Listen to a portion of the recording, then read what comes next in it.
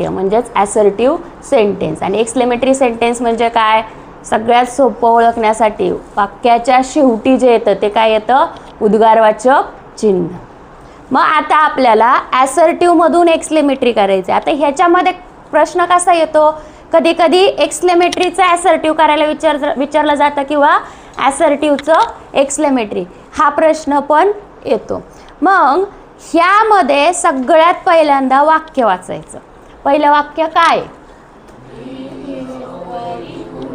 He is a very good boy.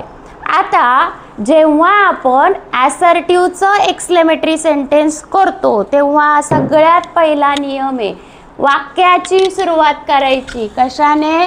व्हॉटने किंवा हाऊने. कशाने केली? व्हॉटने किंवा हाऊने. मग व्हॉट वापरायचं का हाऊ वापरायचं?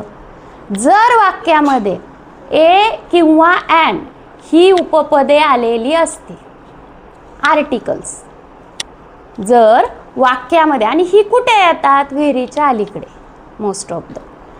असे कुठं पण नाही शोधायच्या आदली मधली.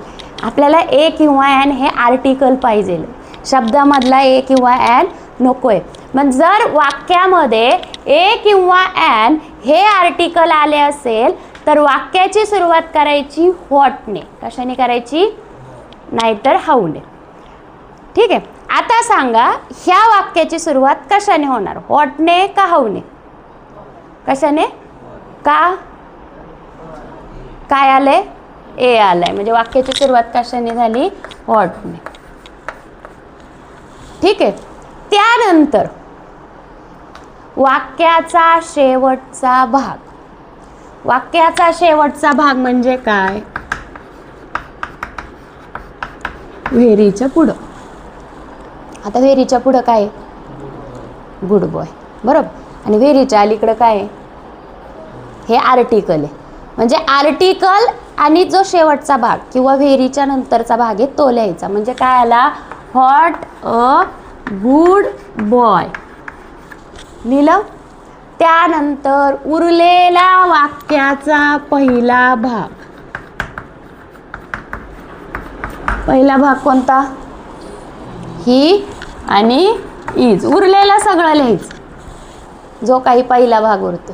आणि त्यानंतर शेवटी द्यायचं एक्सक्लेमेशन मार्क. दिलं. मग याचा एक नियम कोणता? जर वाक्यामध्ये very, great, extremely, highly, greatly आणि सो हे आलेलं असेल तर ते काढून टाकायचं, ते वापरायचं नाही. इथं वापरलं का मी व्हेरी? ठीक आहे. दुसरं वाक्य वाचा. ब्युटिफुल गर्ल लिहूया आपण. सांगा वाक्याची सुरुवात कशाने होणार? व्हॉटने का हाऊने? का बरं? शाब्बास. काय आलंय? ए हे आर्टिकल आले म्हणल्यावर इथं वाक्याची सुरुवात कशाने झाली? व्हॉट. पुढे व्हेरी गुड, बरोबर आहे. व्हेरीच्या पुढचा भाग मी सांगितला, पण आर्टिकल वापरायचं. जर आर्टिकल आलेलं असेल तर ते लगेच घ्यायचं, अ म्हणायचं. पुढे ब्युटिफुल गर्ल, पुढे व्हेरी गुड सीता, आणि लास्टला कळलं? अवघड आहे. पुढचं वाक्य बोला. सांगा वाक्याची सुरुवात कशाने होणार? हाऊने का व्हॉटने? का बरं? इथं हे आलाय ना. हां, तो कशामधला आहे? शब्द. आपल्याला काय पाहिजे? आर्टिकल पाहिजे. कळलं? म्हणजे वाक्याची सुरुवात कशाने झाली? हाऊ. घेतला. आता ग्रेट वापरू का रे? का बरं? काय करायचंय? ते काढून टाकायचे. पुढे काय वापरायचंय? वाक्याचा शेवटचा भाग काय? प्लेयर. पुढे डे घेतला. पुढे आणि लास्टला शाब्बास. बोला पुढे. वाक्याची सुरुवात का बरं? Very good. काय आलेलं आहे?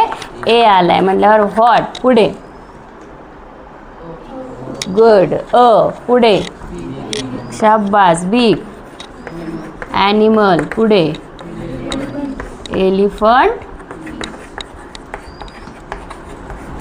आणि लास्टला समजलं. आता टीचर कधी कधी ए किंवा ॲन लिहायचा राहिला तर काय, हे बघा वाक्यात जेवढे काही शब्द आलेत, वाक्यात जेवढा काही आपल्याकडे डाटा आहे तो सगळा आपल्याला खालच्या वाक्यामध्ये ट्रान्सफर करायचा असतो.